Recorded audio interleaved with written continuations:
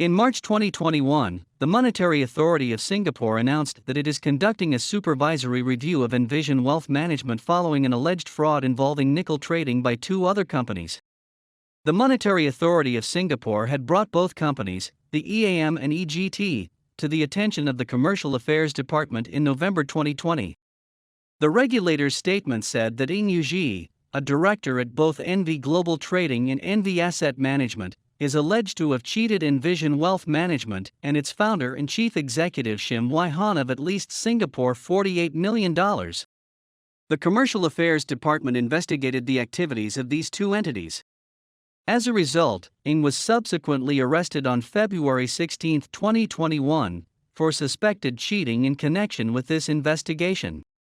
Between October 2017 and February 2021, EAM and EGT are believed to have raised at least 1 billion Singapore dollars from investors to purportedly finance nickel trading and related activities.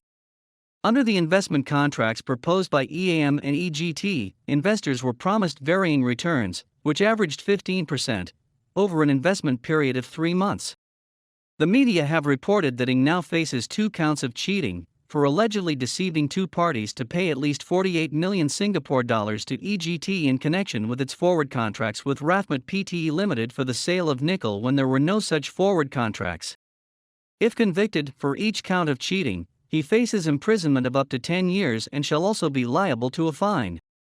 In addition, Ng also faces 2 counts of fraudulent trading under the Singapore Companies Act, allegedly for being a party to the businesses of EAM and EGT that were carried on for fraudulent purposes. If convicted for each count of fraudulent trading, he will face a potential imprisonment term of up to 7 years, or a fine of up to $15,000, or both. During this investigation, all dealings in bank accounts and properties belonging to various entities connected to Ng have been scrutinized. The current estimated value of the bank accounts and the properties held by Ng is estimated to be up to $100 million. As of now, both investigations and recovery efforts are ongoing. So how did it go so wrong?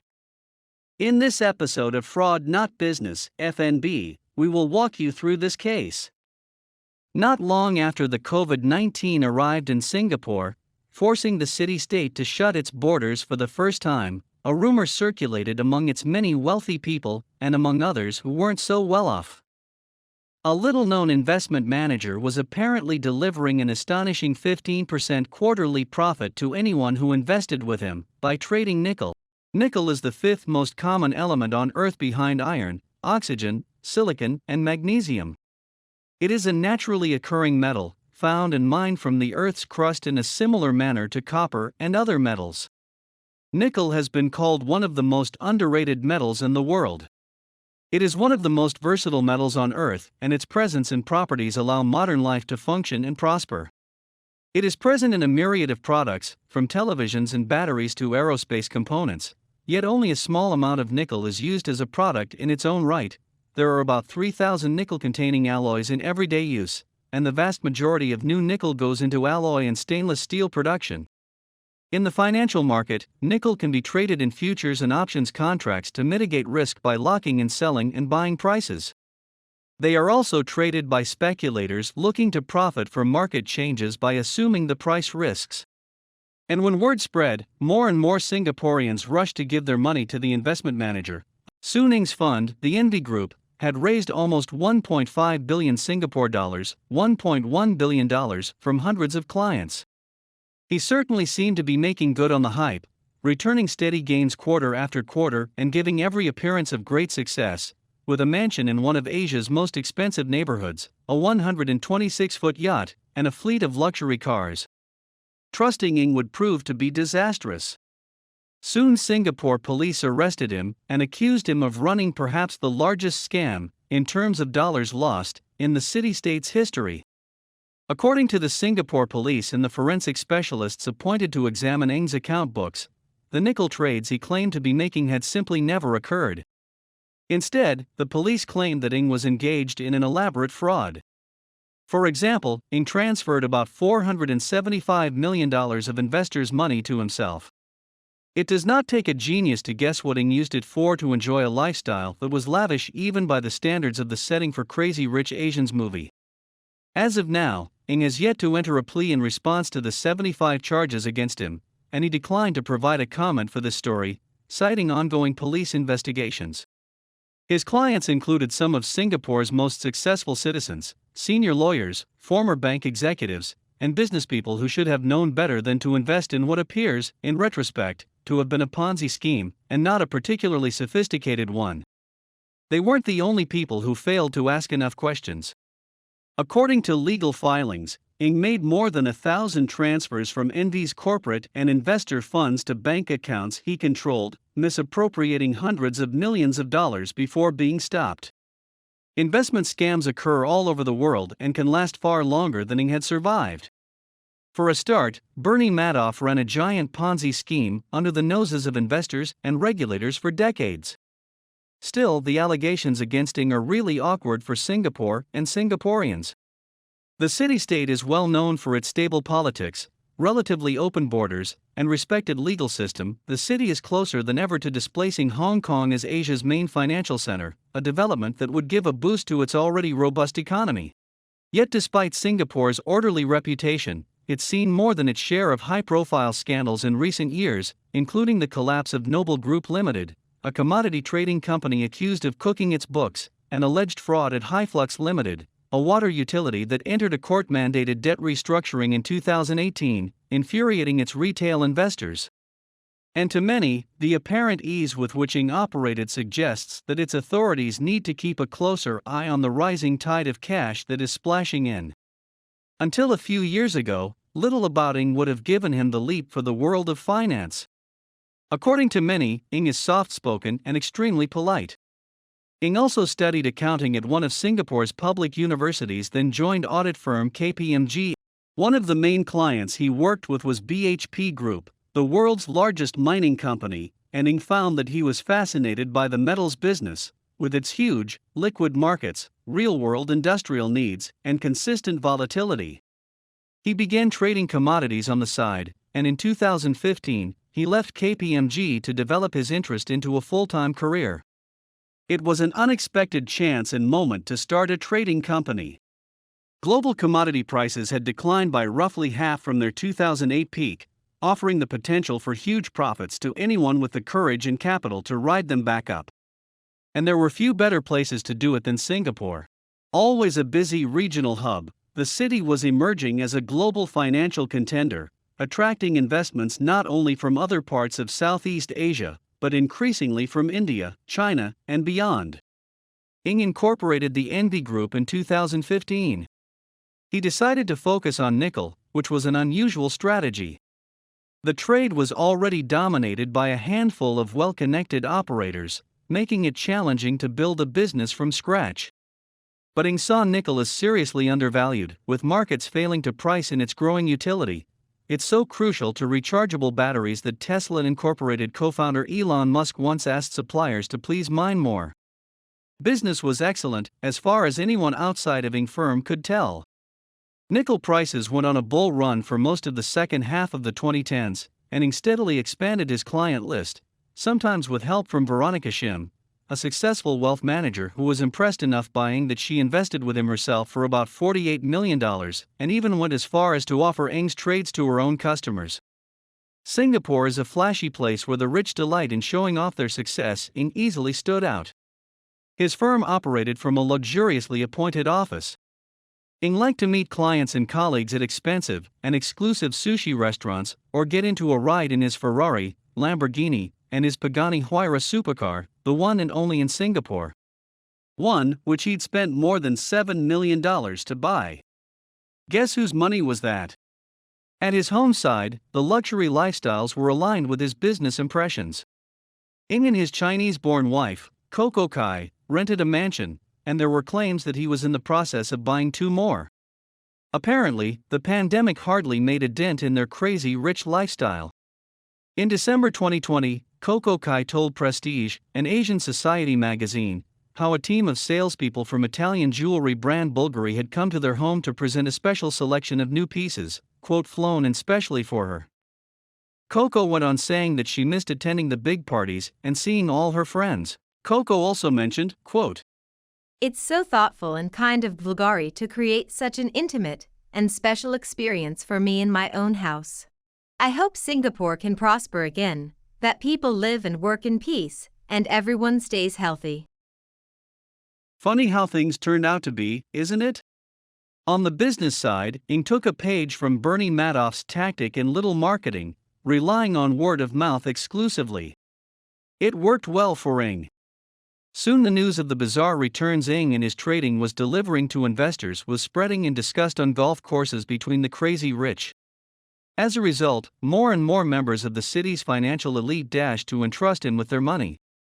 Indirectly, this also explained why only less than a handful of investors were worried by such a move by the Monetary Authority of Singapore in placing Ng and his firms on its Investor Alert List. The MAS Investor Alert List flags out companies that may be wrongly perceived as being licensed or regulated by MAS. One investor who asked not to be identified discussing his loss did not see it as a major red flag. There are many funds being placed on the list every year. But it did not deter investors from the wealthy to the small business owners and retirees from giving Ng their money. The fund soon raised up to $1.5 billion by early 2021. Apparently, these investors are more eager to hand their cash over than to do proper due diligence. Therefore, it is not sure how these investors reacted when they found out that Ng had almost never bought any of the nickel it claimed to be trading. In February 2021, officers from the Commercial Affairs Department arrived at Ng's beautiful mansion. He was already up, preparing to send his daughter to school. His wife might still be admiring her beautiful Bulgari jewels when the police finally knocked on the door. The truth is, Ng had been on investigators' radar for at least several months. The MAS had received tips about Ng's operations in mid-2020 and referred the matter to the police later that year. Once Ng was in custody, officers held him for more than 2 days, questioning him at length about Ng's operations. After his release, according to people familiar with the matter who asked to remain anonymous in order to describe private conversations, Ng told staff and investors that his detention was the result of a misunderstanding, one that might result, at most, in a slap on the wrist for his businesses. Most believed him, one of the people says. Ng appeared more relaxed about the police's interest in Ng than most of his employees, giving every impression he had little to worry about. Nevertheless, that outward calm was shattered on March 22 when prosecutors filed their first criminal charges against Ng, accusing him of transferring $300 million of investor money to his own accounts. Subsequent legal filings pushed the alleged total to just under $500 million Singapore dollars. The charges outlined the context of what police and, later, in an ironic fashion, a team of court-appointed accountants from Ng's alma mater, KPMG, concluded was nothing but a bold and yet simple fraud. Put simply, Ng and his firm have almost never bought any of the nickel it claimed to be trading, and the returns investors thought they were receiving were in fact drawn from new clients' deposits, a classic Ponzi scheme. Indeed, Poseidon Nickel Limited, the Australian mining concern that Ng told investors he was sourcing the metal from, informed KPMG auditors that it had no business relationship with Ng and his firm, and had never entered a single transaction with it. When they looked over Ng's purported contracts with Poseidon, the accountants dryly described in an update for the court as numerous irregularities in the documents. For one thing, the name of a director whose signature appeared on 2 contracts on behalf of the Australian company did not appear to match the initials or names of any of Poseidon's directors in the relevant period. Meanwhile, according to the auditors, investor money was being moved in tranches of 200,000 Singapore dollars to accounts likely controlled by Ng, sometimes in dozens of wire transfers per day. 2 of Singapore's major banks, is OCBC Bank and UOB Bank, were concerned enough by Ng's activities to close his accounts well before his arrest. Other lenders, including DBS Bank and HSBC Bank, has filed suspicious transaction reports with the authorities, but yet continued doing business with him. It's very typical of HSBC, don't you think? Not surprisingly, both DBS and HSBC banks declined to comment on Ng's accounts. Spokespeople for both lenders said that they have comprehensive systems for flagging suspicious transactions and cooperate fully with law enforcement. A MAS spokesperson said in a statement that the agency expects banks to implement robust measures to monitor for suspicious transactions and would take action against firms that fell short of regulatory requirements. At this point, I am not sure if I agree their measures are robust enough. As investigators dug further, they concluded that everything about the nickel deals had been faked. In communications with investors, Ng claimed that they were selling cargoes to a trading operation called BNP Paribas Commodity Futures Limited, a London-based unit of the French bank. But the UK corporate records indicated that this entity had ceased operations in February 2019. And Ng's records nonetheless contained 11 trading statements from after that date could only mean that the documents that would have to have been forged. Nevertheless, the investigation did find that Ng had conducted one genuine nickel deal. In July and August of 2020, the company spent $42 million to buy more than 2,000 metric tons of the commodity from Rafmat Pte Limited, a large trading house. Ng went to a local warehouse to inspect the load, with colleagues recording a video of him looking over loads of nickel pellets. Ng then sent the video to its investors. After the nickel pellets and the inspection videos had served their purposes, Ng then sold the nickel right back to Rafmat. Ng is now awaiting trial in somewhat more straitened conditions than he enjoyed before his arrest. Out on 4 million Singapore dollars bail, one of the largest in Singapore history, he swapped his mansion for a low-tone serviced apartment. After recent court hearings, he's departed not in a hot spicy sports car, but a low-toned Audi sedan. Good days will not last long for Ng.